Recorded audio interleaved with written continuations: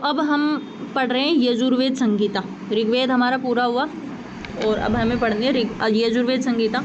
अब यजुर्वेद तो आप मुझे जहाँ तक लगता है सब थोड़ा थोड़ा तो जानते ही होंगे कि यजुर्वेद का विषय क्या है। तो यजुर्वेद कर्मकांड प्रधान वेद है, क्योंकि इसमें सारे कर्म के बारे में बताया गया है। ये लगभग जो वेद है ना, ये पद्य में नहीं मिलता है। ये जो ऋग्वेद जो है वो पद्य में मिलता है। हम पद्य में देवताओं की स्तुति करते हैं, जैसे हम बोल देते हैं अग्नि मीडे पुरोहितम यज्ञस्य देव मृत्युजम होतारम रत्न धातमम। मतलब देखा जाए तो 1.5 पद्य हैं, किसी में 3 पद्य हैं, किसी में 4 पद्य मिलते हैं। तो ऋग्वेद हो गया, सामवेद हो गया, अथर्ववेद हो गया, ये जो वेद हैं वो सारे के सारे हमें पद्यात्मक, लगभग पद्यात्मक इनका हिस्सा मिलता है।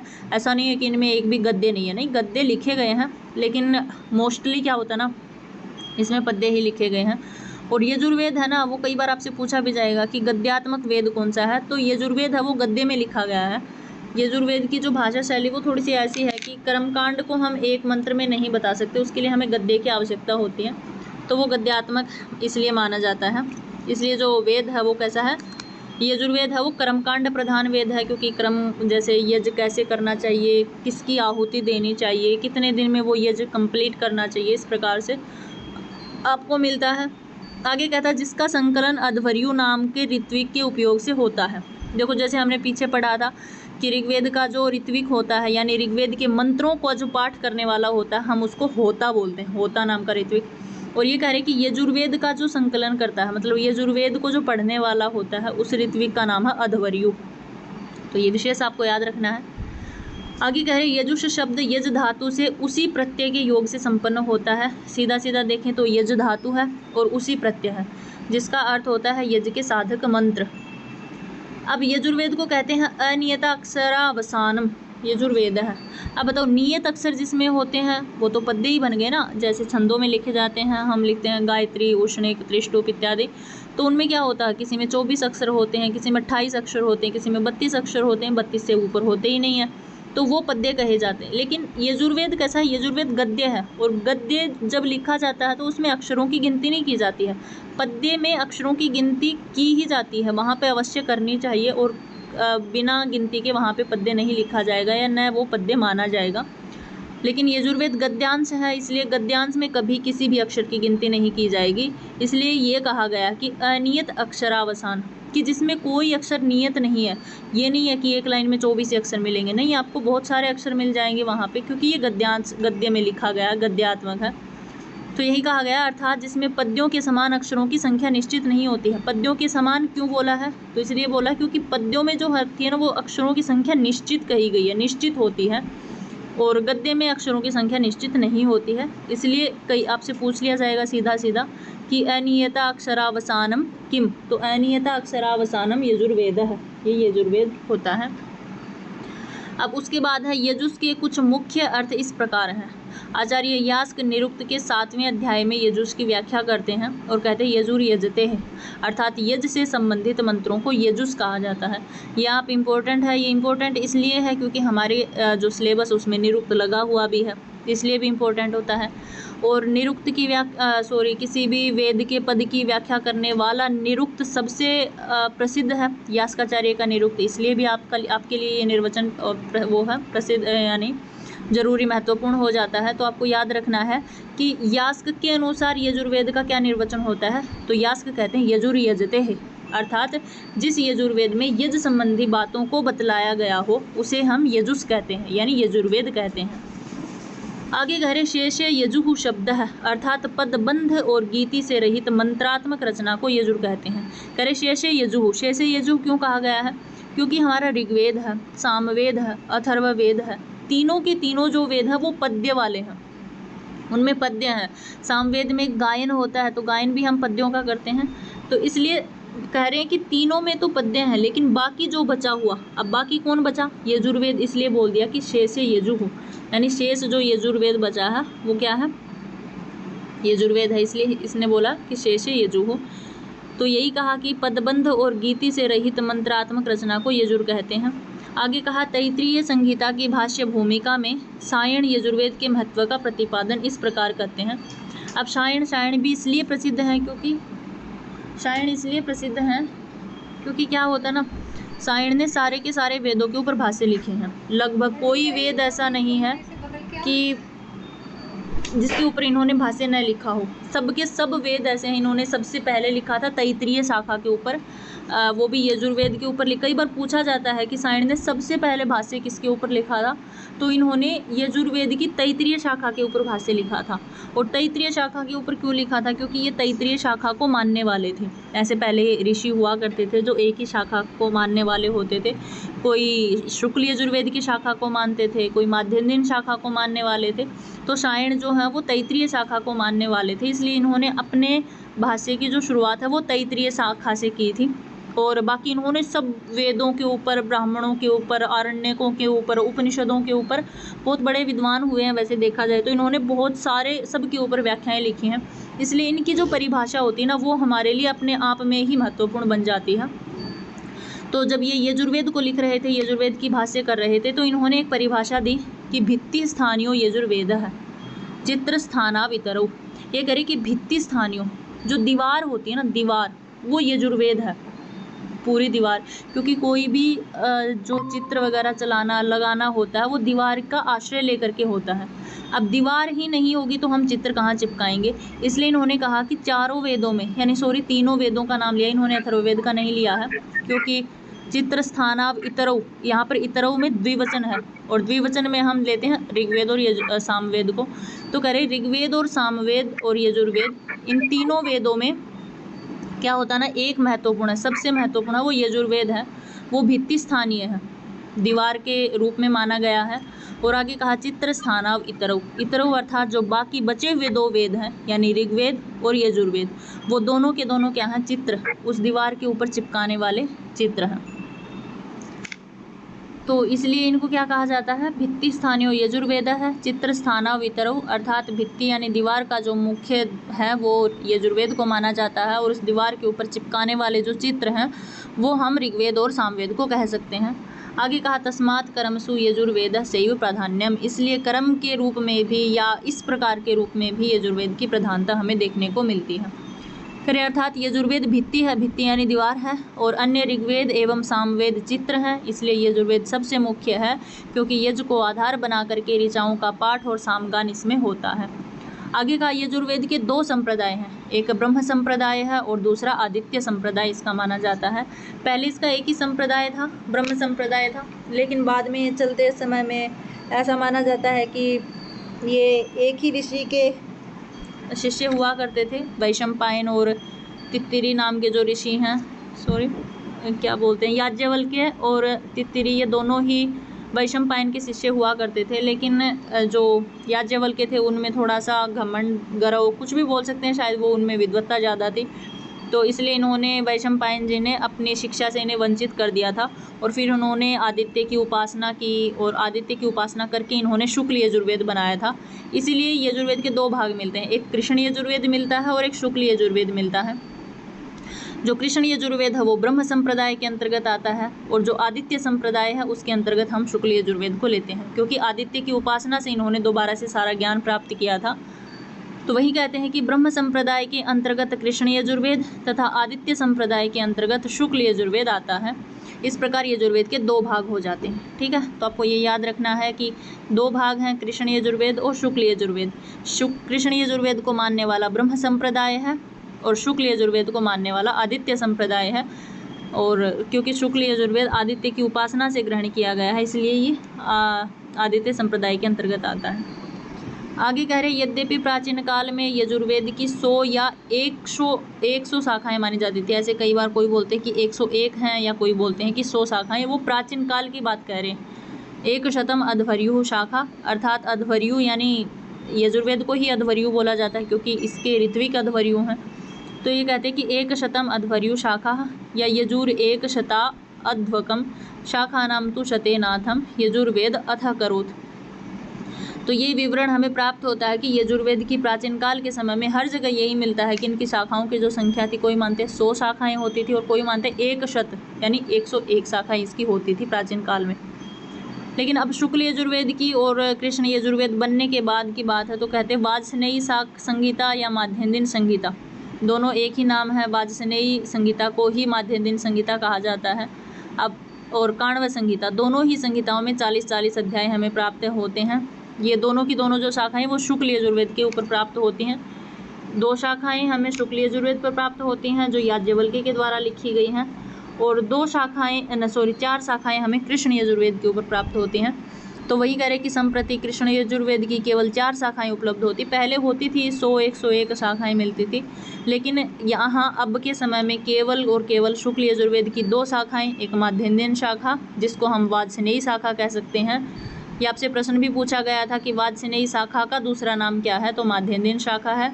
क्यों है, किस लिए है, वो मैं आपको बताती हूँ। और काण्व शाखा इसकी दूसरी शाखा है, और इसकी दोनों शाखाओं में 40-40 अध्याय प्राप्त होते हैं, इसलिए हम नॉर्मल बोलते हैं कि यजुर्वेद में 40 अध्याय हैं। और कृष्ण यजुर्वेद की केवल 4 शाखाएं प्राप्त होती हैं, फिलहाल के समय में केवल और केवल 4 ही शाखाएं हैं। एक तैत्तिरीय शाखा है, एक मैत्रायणी शाखा है, एक काठक है और एक कपिष्ठल शाखा है। तो ये 4 शाखाएं संप्रति कृष्ण यजुर्वेद की हमें माननी चाहिए। अब देखो, ये जो है वाजस्नेयी शाखा और माध्यन्दिन शाखा, इनका दोनों का एक नाम किस लिए है, तो ऐसा माना जाता है कि याज्ञवल्क्य ने ये शाखाएं लिखी हैं, तो उसमें क्या होता है ना, याज्ञवल्क्य के पिता का जो नाम होता है, ऐसा माना जाता है कि उनके पिता का नाम वाजस्नेय था, वाजस्नेय उनके पिता का नाम था, इसलिए उन्होंने जो शाखा रखी वो अपने पिता के नाम पर रखी, तो वाजस्नेय। और एक मत ऐसा भी होता है कि वाजी घोड़े को बोलते हैं, आपको पता होगा अश्व को वाजी बोला जाता है। ऐसा बोलते हैं कि जब इन्होंने आदित्य की प्रार्थना की थी, यानी सूर्य देवता से प्रार्थना की थी, और सूर्य देवता ने इनको जब ज्ञान प्राप्त किया था, क्योंकि ये अपने गुरु से तो वंचित हो गए थे, जितना ज्ञान इन्होंने अपने गुरु से लिया था वो सारा वापस करने के लिए अपने गुरु ने कह दिया था, तो ये एक प्रकार से मूड एंड मूर्ख हो गए थे याज्ञवल्क्य। तो इन्होंने सूर्य की उपासना की, और सूर्य की उपासना से इन्होंने दोबारा से सारा ज्ञान प्राप्त किया। तो माना जाता है कि जब सूर्य ने इनको ज्ञान दिया या ज्ञान बतलाया, तो उन्होंने घोड़े के ऊपर बैठ करके इनको ज्ञान बतलाया था, अश्व के, क्योंकि आपको भी पता है जो सूर्य होते हैं वो अश्व के ऊपर हमेशा सवार रहते हैं, तो इसलिए वाजस्नेय शाखा इसका नाम पड़ा। और माध्यन्दिन का मतलब क्या है, माध्यन्दिन का मतलब ये है कि दिन के मध्य में, अब सूर्य कब उगता है, रात्रि में तो सूर्य उग नहीं सकता, क्योंकि रात्रि काल हमारा चंद्रमा देवता होता है, तो इसलिए कहा जाता है कि मध्य दिन में जब सूर्य ने घोड़े के ऊपर बैठ करके इनको ज्ञान दिया था, तो इसलिए इस शाखा का नाम वाजस्नेयी शाखा या माध्यन्दिन शाखा के नाम से हुआ था। और दूसरी इसकी काण्व शाखा मिलती है, और कृष्ण यजुर्वेद की 4 शाखाएं मिलती हैं, तैत्तिरीय, मैत्रायणी, काठक और कपिष्ठल। अब है शुक्ल यजुर्वेद की शाखाएं। शुक्ल यजुर्वेद की देखो, पहले यजुर्वेद 2 भागों में बटा हुआ है, शुक्ल यजुर्वेद और कृष्ण यजुर्वेद। अब शुक्ल यजुर्वेद की अलग शाखाएं हैं, शुक्ल यजुर्वेद के अलग ब्राह्मण हैं, शुक्ल यजुर्वेद के अलग आरण्यक, अलग उपनिषद, अलग गृह्य सूत्र, शोध सूत्र, शुल्ब सूत्र, सब कुछ अलग है। और ऐसे कृष्ण यजुर्वेद का है, अलग है, बिल्कुल सबसे अलग है। ऐसा नहीं है कि ऋग्वेद की तरह आपको पूरे ऋग्वेद की ही शाखाएं बता देंगे, पूरे ऋग्वेद का एक ही ब्राह्मण है, नहीं, यहाँ पे 2 भागों में बटा है, तो दोनों भागों के अलग अलग वेद हैं, दोनों भागों के अलग अलग ब्राह्मण हैं, दोनों भागों के अलग अलग आरण्यक हैं, ऐसे ही उपनिषदें हैं, ऐसे ही वेदांग हैं, तो ये सब आपको पढ़ना है। तो सबसे पहले हम देखते हैं शुक्ल यजुर्वेद के बारे में वर्णन, उसके बाद करेंगे कृष्ण यजुर्वेद के बारे में। तो यजुर्वेद की 2 शाखाएं प्राप्त होती हैं, शुक्ल यजुर्वेद की, ऊपर लिखा हुआ ना शुक्ल यजुर्वेद, तो यहाँ पे नीचे यजुर्वेद लिखा, तो आप पजल मत हो जाना कि ये शुक्ल का है या कृष्ण का, ऊपर मैंने लिखा हुआ कि शुक्ल यजुर्वेद की संहिता, यहाँ पे शुक्ल यजुर्वेद के बारे में बताया जा रहा है। तो कह रहे हैं कि शुक्ल यजुर्वेद की 2 शाखाएं प्राप्त होती हैं, एक माध्यन्दिन शाखा है जिसको हम वाजस्नेयी के नाम से भी जान सकते हैं, या हम वाजस्नेयी शाखा बोलें या माध्यन्दिन शाखा बोलें, कोई 2 राय नहीं है। और एक काण्व शाखा, 2 ही शाखाएं प्राप्त होती हैं, दोनों में 40-40 अध्याय हैं। आगे कहते हैं कि यजुर्वेद के ब्राह्मण कौन सा है, तो यजुर्वेद का ब्राह्मण शतपथ ब्राह्मण है। ऐसा नहीं कि एक ही ब्राह्मण लिखा गया है, 2 ब्राह्मण हैं शतपथ, एक ब्राह्मण माध्यन्दिन शाखा के ऊपर लिखा मिलता है और एक काण्व शाखा के ऊपर लिखा मिलता है। माध्यन्दिन के ऊपर जो ब्राह्मण ग्रंथ लिखा वो भी शतपथ ब्राह्मण है, और काण्व शाखा के ऊपर लिखा गया वो भी शतपथ ब्राह्मण ही है, और दोनों के रचयिता याज्ञवल्क्य ही हैं। अब यजुर्वेद का आरण्यक यानी शुक्ल यजुर्वेद के ऊपर लिखा गया जो आरण्यक है वो है बृहद आरण्यक। आगे कह रहे हैं कि शुक्ल यजुर्वेद के ऊपर लिखी गई उपनिषदें हैं, वो है ईशा उपनिषद और बृहदारण्यक उपनिषद। ये दोनों उपनिषद बहुत ज़्यादा प्रमुख हैं, बहुत ज़्यादा प्रमुख है। ये ईशा उपनिषद तो यजुर्वेद का ही भाग है। यजुर्वेद के 40वें अध्याय को ही हम उपनिषद के नाम से जाना जाता है, क्योंकि इसमें 18 मंत्रों में ब्रह्म का इतना गूढ़ ज्ञान दिया गया है, तो इसलिए इसको उपनिषद, और उपनिषदों का तो विषय ही ब्रह्म के बारे में जानना है, इसलिए यजुर्वेद को उठा करके, यजुर्वेद के 40वें अध्याय को ऐसे का ऐसा उठा करके उपनिषद में रख दिया गया है, कोई अलग से नहीं लिखा गया है। और बृहदारण्यक उपनिषद और सबसे महत्वपूर्ण इसलिए भी है क्योंकि आपके दोनों की दोनों उपनिषद विशेष रूप से अध्ययन करने में लगी हुई हैं। सेकेंड यूनिट में जब आप पढ़ोगे तो वहाँ पे आपको ईश उपनिषद भी मिलेगी और आपको बृहदारण्यक उपनिषद भी पढ़नी है। एक में 6 अध्याय और एक में 18 मंत्र हैं। अब है शुक्ल यजुर्वेद का स्रोत सूत्र। स्रोत सूत्र है कात्यायन स्रोत सूत्र है। यजुर्वेद के ऊपर ऐसा माना जाता है कि याज्ञवल्क्य की 2 पत्नियां थी, एक थी कात्यायनी और एक थी मैत्रेयी। अब मैत्रेयी तो याज्ञवल्क्य की तरह विदुषी थी, लेकिन जो कात्यायनी थी उनको पुत्र प्राप्त हुआ था कात्यायन। तो ऐसा माना जाता है कि पहले जो शुक्ल यजुर्वेद के ऊपर जो कार्य हुआ वो याज्ञवल्क्य ने स्वयं संभाला, और उसके ऊपर बाद में जो शाखाएं लिखी गई वो इनके पुत्र यानी कात्यायन ने संभाले। तो 2 ही ये पिता और पुत्र ही हैं जो भी हैं शुक्ल यजुर्वेद के। कोई भी शतपथ ब्राह्मण इत्यादि उपनिषद इत्यादि लिखा गया है तब तक तो याज्ञवल्क्य ने लिखी है, लेकिन उसके तुरंत बाद का जो आगे का कार्यभार है वो कात्यायन ने संभाला है। और ऐसा माना जाता है कि कात्यायन का ही दूसरा नाम पारस्कर है, पारस्कर इनका दूसरा नाम है। तो इसलिए माना जाता है कि यजुर्वेद की यानी शुक्ल यजुर्वेद के ऊपर लिखा गया जो स्रोत सूत्र है वो है कात्यायन के नाम से जाना जाता है। और शुक्ल यजुर्वेद के ऊपर लिखा गया गृह्य सूत्र वो पारस्कर गृह्य सूत्र है। पारस्कर कात्यायन का ही दूसरा नाम है, तो आपको कात्यायन गृह्य सूत्र भी लिखा मिल सकता है और पारस्कर गृह्य सूत्र भी लिखा मिल सकता है। और इनके जो धर्म सूत्र हैं वो हारित धर्म सूत्र है और एक शंख धर्म सूत्र है। इनके 2 धर्म सूत्र मिलते हैं शुक्ल यजुर्वेद के, एक हारित धर्म सूत्र है, एक शंख धर्म सूत्र। आपसे पूछा जाएगा कि शंख और हारित जो है वो शुक्ल यजुर्वेद से हैं या कृष्ण यजुर्वेद से, तो ये ध्यान नहीं रखना आपको कि स्पेशल यही ध्यान रखना कि ये यजुर्वेद से लिए गए हैं, नहीं, आपको ये भी ध्यान रखना है कि ये शुक्ल यजुर्वेद से लिए गए हैं या कृष्ण यजुर्वेद से। तो हारित और शंख जो धर्म सूत्र हैं वो आपके शुक्ल यजुर्वेद से लिए गए हैं। अब है शुल्भ सूत्र। देखो ऋग्वेद, सामवेद और अथर्ववेद में मैंने बताया था उन पे अनुपलब्ध है, उन पे किसी प्रकार का कोई शुल्भ सूत्र नहीं मिलता है, लेकिन यजुर्वेद का तो कर्मकांड है, इसलिए शुल्भ का भी अर्थ होता है कर्म, यजुर्वेदी इत्यादि। तो इसलिए इसके ऊपर जो लिखा गया शुल्भ सूत्र है वो है कात्यायन शुल्भ सूत्र, क्योंकि कात्यायन के द्वारा लिखा गया तो कात्यायन के नाम से ही प्रसिद्ध है। अब है यजुर्वेद की शिक्षा, यानी यजुर्वेद के ऊपर लिखी गई जो शिक्षा है। तो याज्ञवल्क्य शिक्षा, क्योंकि शुक्ल यजुर्वेद पूरा लिखा ही याज्ञवल्क्य ने है, इसलिए याज्ञवल्क्य शिक्षा मिलती है।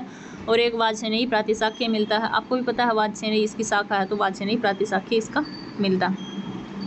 अब कह रहे ऋत्विक इसका अध्वर्यु है। ऋत्विक तो कृष्ण यजुर्वेद में भी आपको अध्वर्यु ही मिलेगा, क्योंकि पूरे यजुर्वेद का ही जो ऋत्विक है वो अध्वर्यु है। अब कह रहे शुक्ल यजुर्वेद का विभाजन कैसे है, तो विभाजन है आपका माध्यन्दिन शाखा जो है, क्योंकि 2 शाखाएं हैं, एक काण्व शाखा है और एक माध्यन्दिन शाखा है, और माध्यन्दिन शाखा को ही हम वाजसेनेयी शाखा कहते हैं। तो इसका यही है कि इसमें 40 अध्याय हैं माध्यन्दिन शाखा में, अनुवाक 303 है और मंत्र 1975 है। यही चलती है आजकल माध्यन्दिन शाखा, इसलिए हम आपसे कोई पूछता तो हम यही बताते हैं कि ये जो आपसे अगर कोई पूछे तो आप यही बताएंगे ना कि यजुर्वेद में 40 अध्याय हैं और 1975 मंत्र हैं, तो वही है कि यही आजकल चलती है। और काण्व शाखा में भी 40 अध्याय हैं, अनुवाक 328 हैं और इसमें मंत्र 2086 इसमें मंत्र आते हैं। और इनके आचार्य वैशंपायन हैं, पूरे यजुर्वेद के जो आचार्य हैं। ऐसा नहीं है कि कृष्ण यजुर्वेद के अलग आचार्य हैं या शुक्ल के अलग हैं, नहीं, दोनों ही वेदों को मिला करके, यानी दोनों ही शाखाओं को, कृष्ण यजुर्वेद को या शुक्ल यजुर्वेद को मिला करके जो यजुर्वेद है उस पूरे यजुर्वेद के जो आचार्य हैं वो है वैशंपायन। और देवता वायु हैं, जैसे ऋग्वेद के अग्नि देवता थे तो इनके वायु देवता हैं। उपवेद इनको धनुर्वेद है इनका, जैसे ऋग्वेद का उपवेद आयुर्वेद है, उसी प्रकार से यजुर्वेद का जो उपनिषद है वो यजुर्वेद का जो उपवेद है वो धनुर्वेद है। और यजुर्वेद का दूसरा नाम है अध्वर्यु वेद, वहीं इसीलिए क्योंकि इनके ऋत्विक क्या हैं, अध्वर्यु हैं इसलिए। अब है कृष्ण यजुर्वेद संहिता। वैसे का वैसे अब हमें वही बांटना है कि कृष्ण यजुर्वेद की कौन सी संहिताएं हैं, कौन से ब्राह्मण हैं, कौन से आरण्यक हैं, कौन से उपनिषद हैं। तो कृष्ण यजुर्वेद की शाखा 4 शाखाएं हैं, तैत्तिरीय शाखा, मैत्रायणी शाखा, कठ शाखा और कपिष्ठल शाखा। कृष्ण यजुर्वेद का ब्राह्मण है वो तैत्तिरीय ब्राह्मण, तैत्तिरीय शाखा से तैत्तिरीय ब्राह्मण निकला है। मैत्रायणी शाखा से मैत्रायणी ब्राह्मण निकला है। कठ शाखा के ऊपर लिखा है कठ ब्राह्मण है, और कपिष्ठल शाखा के ऊपर लिखा गया जो ब्राह्मण है उसको कपिष्ठल के नाम से ही जाना जाता है। ऐसा माना जाता है कि तित्तिरी के द्वारा लिखा गया, इसलिए तैत्तिरीय शाखा हो, तैत्तिरीय ब्राह्मण हो, तैत्तिरीय आरण्यक हो, तैत्तिरीय उपनिषद हो, सारे इसी के मिलते हैं कृष्ण यजुर्वेद के। अब कृष्ण यजुर्वेद के आरण्यक कौन से हैं? तो 2 आरण्यक प्राप्त होते हैं, एक तैत्तिरीय आरण्यक है और एक मैत्रायणी आरण्यक है। आगे है कृष्ण यजुर्वेद की उपनिषदें। तो उपनिषद इसके ऊपर काफ़ी मिलती हैं, 5-7 उपनिषद मिलती हैं। एक कठ उपनिषद जो बहुत ज़्यादा इंपॉर्टेंट है, आपको पता होगा यम नचिकेता का संवाद हमारे उपनिषदों में सबसे सर्वश्रेष्ठ माना जाता है, सबसे एक मतलब महान महत्व बिंदु के ऊपर रखा जाता है यम नचिकेता का संवाद। तो वो जो संवाद है वो कठ उपनिषद में ही आपको मिलता है, और ये आपको नेट की दूसरी यूनिट में विशेष रूप से आपको इसका अध्ययन करना है। इसमें 2 वल्लियाँ हैं और दोनों वल्लियों के अंतर्गत 3-3 अध्याय आते हैं। पहली वल्ली में भी 3 अध्याय हैं, दूसरी वल्ली में भी 3 अध्याय हैं, और कुल मिलाकर के कठोपनिषद में 6 अध्याय हैं।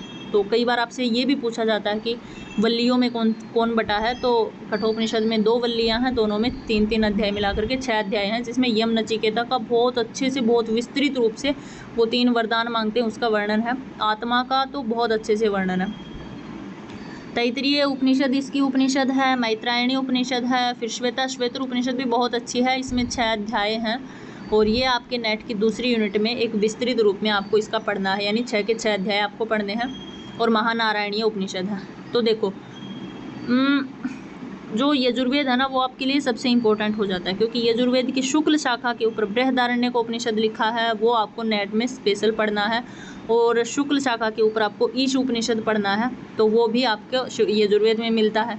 अब कृष्ण यजुर्वेद का कठ उपनिषद, तैत्तिरीय उपनिषद और श्वेतर उपनिषद आपको यहाँ से पढ़ना है। तो देखा जाए तो 5 उपनिषदें तो आपकी यहीं से हैं, और मुझे जहाँ तक लगता है 6 उपनिषदें आपके लगी हुई हैं, तो 5 उपनिषदें आपको यहाँ से पढ़नी है।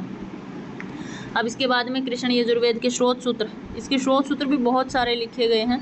बोधायन इसका स्रोत सूत्र है, भारद्वाज स्रोत सूत्र भारद्वाज ऋषि के द्वारा लिखा गया है, वाधुल स्रोत सूत्र इसके ऊपर मिलता है, मानव स्रोत सूत्र है, आपस्तंभ स्रोत सूत्र है, काठक है, सत्यषाढ़ है, वारा है और वैखानस।